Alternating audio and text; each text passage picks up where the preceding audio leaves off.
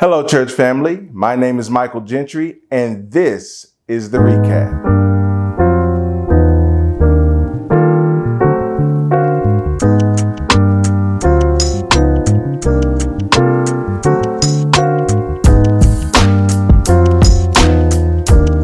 At this past Sunday's 1045 service, we celebrated our high school and college graduates. Congratulations to all those who were recognized along with their families, as well as the 22 ECA preschoolers who graduated May 22nd, and all of our graduates and students who have completed a successful school year and are moving forward toward a new experience. While Pastor's 1045 sermon was dedicated to graduates, both it and the 8 o'clock message focused on young people progressing into productive lives. He hit that point of the 8 o'clock message with the subject, the curriculum of life, coming from Deuteronomy 6, 4, and 5. Hear, O Israel, the Lord our God, the Lord is one. You shall love the Lord your God with all your heart, with all your soul, and with all your strength. These words were spoken by Moses to Israel as a summation of the 10 commandments that he had previously reiterated in chapter 5. As Jesus would later say in Matthew 22, 37 through 40, this is the greatest commandment and is the foundation for all of God's laws. As Pastor Covington pointed out, Moses dictated in verses 6 through 9 that God's commandments must be diligently taught to children and that parents should discuss them with their children, sitting at home, walking down the street, before going to bed, and after waking up. In other words, parents should be constantly training their children on the ways of the Lord. What is it that we need to stem and stop the tide of drowning families? This thing called family life is imploding and exploding, going under reconstruction, deconstruction, and redefinition. So maybe we need a curriculum for family life.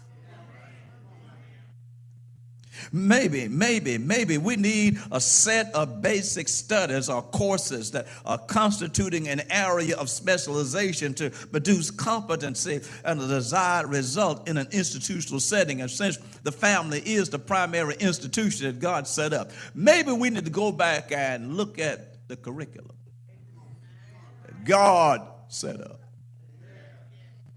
Amen.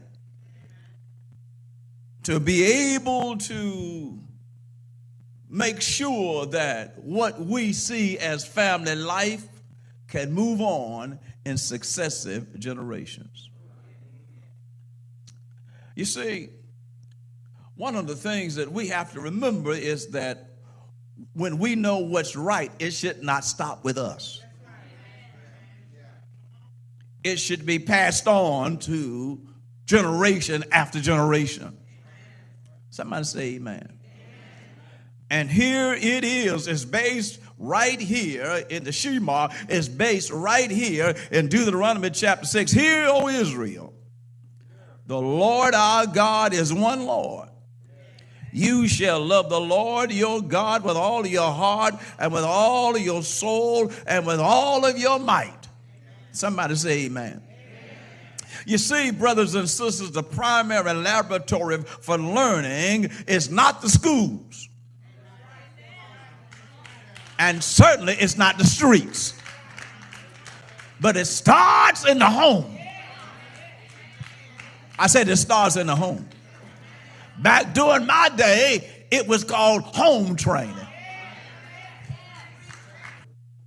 You see, my brothers and sisters, until there is some home training, all this other training that we are receiving will rest on a dysfunctional foundation. Moses in Deuteronomy it gives to us some basic home teaching. All learning should revolve around and center in the fact of God in our response to God. which should be the response of truthful obedience, amen, in and through love, not just law. Amen. In other words, we should do things, yes, because it's right, because it's a law, but we should do right because we love doing right.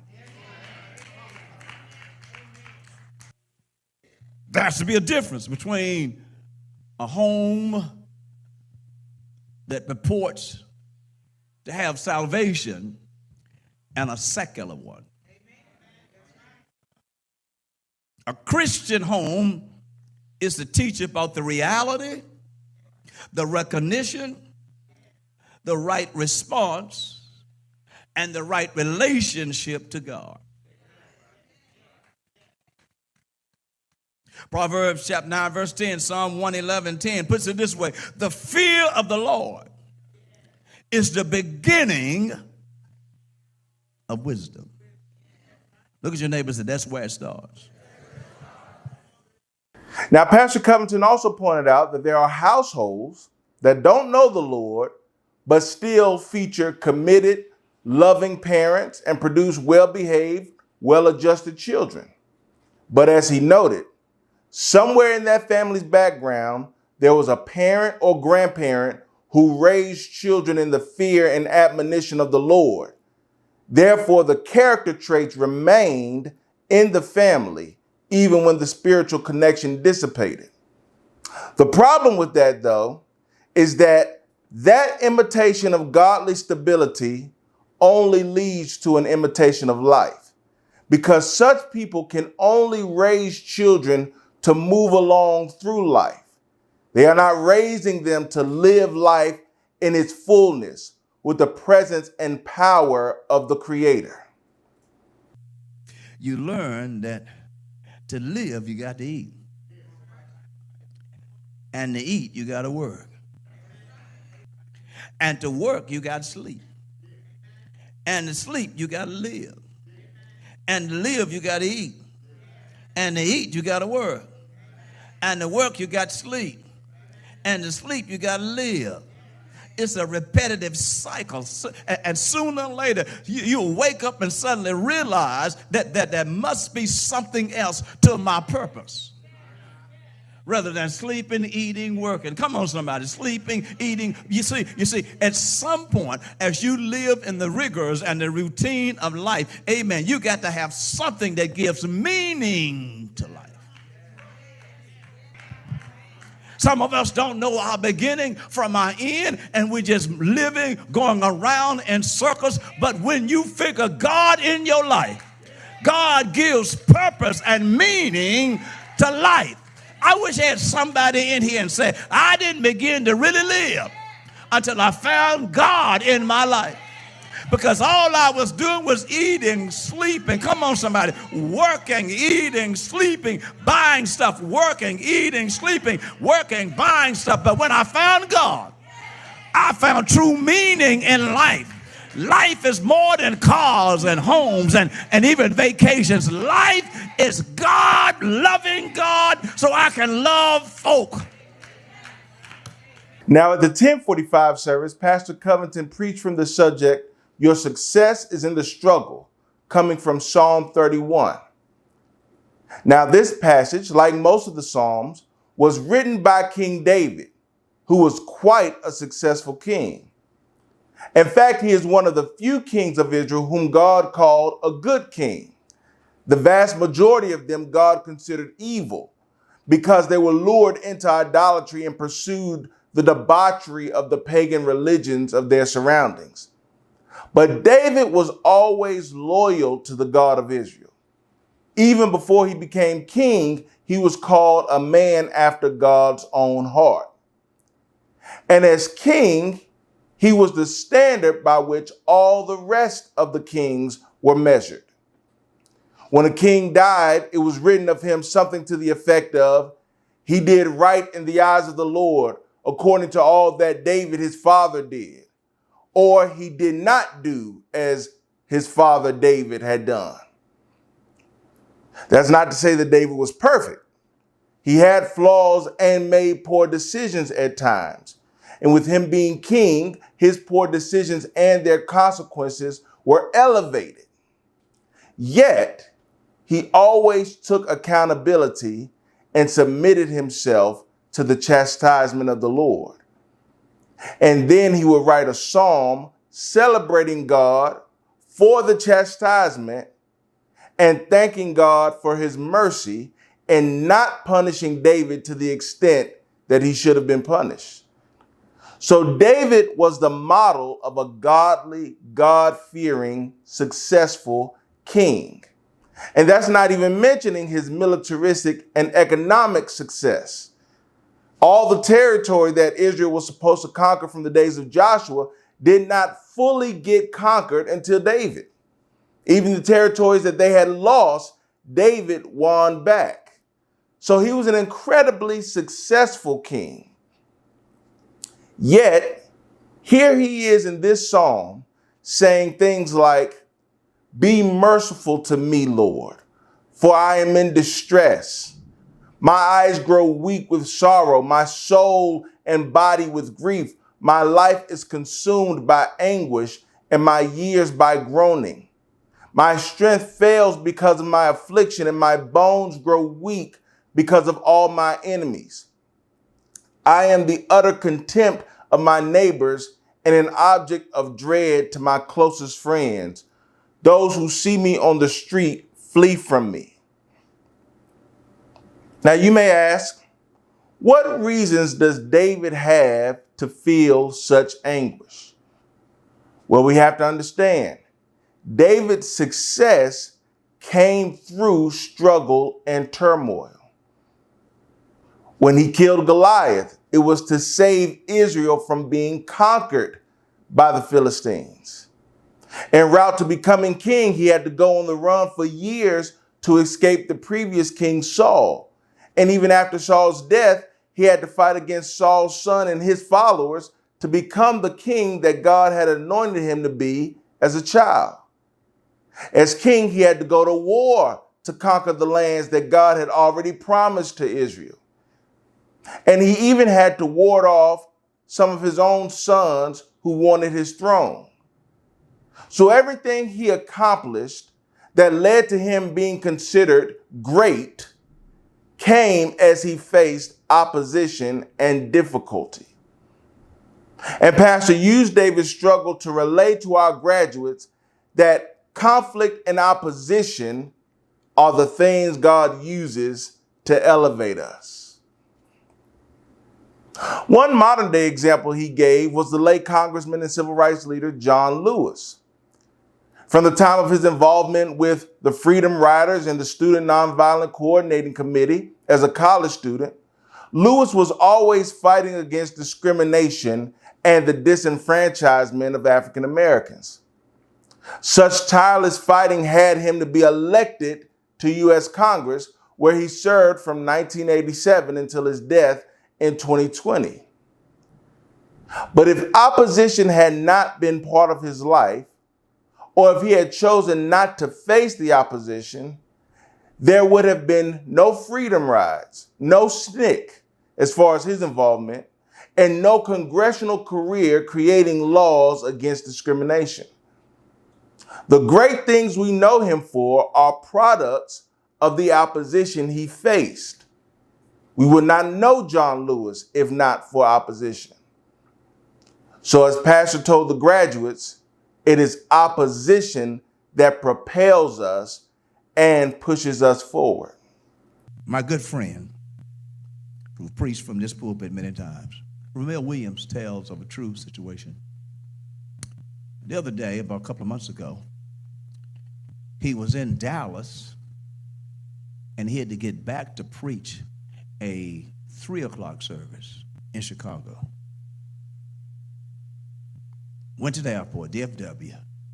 The plane was delayed. Look at your neighbor and say, the plane was delayed. And you know what's going on in his head. I made a commitment to get back to preach at 3 o'clock in Chicago. And the plane was delayed again. But then they said, now we've been cleared take off. So they got on the plane, boarded the plane, and the pilot came over the system and said, now we are delayed. As you know, we've been twice delayed. We want you to be comfortable. We're going to do the best we can to make up as much time as we can. If you have a connecting flight, then, of course, they already know, some of the airports already know that this flight is going to be delayed. We're on our way into Chicago Midway Airport. And Ramel said, y'all got to know, some of y'all know Ramel better than others. Ramel is having a Ramel Williams fit.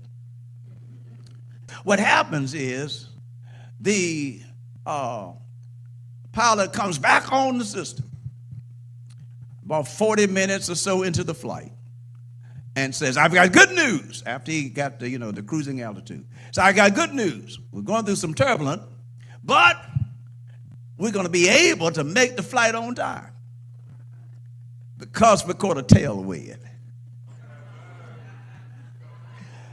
And the tailwind is going to help push us so we get at the gate on the original time.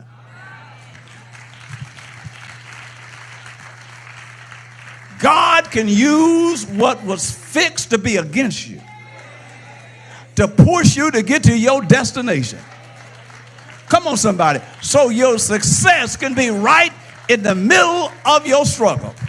Is there anybody here who had to face some adversarial winds only to find out that God harnessed what was built against you to propel you to a place of success? I need about 9 of y'all, and I make 10, to give God praise that God can advance you. Okay, that God can build a table right in the presence of your enemies. That God can make your enemies your footstool. That God can use adversarial winds. Now, if we were to combine Sunday's messages into one central thought, it might be something like this. A person can grow up without the knowledge of the Lord and still be well behaved, well adjusted, even moral. But at some point in that person's life, he or she will meet challenges.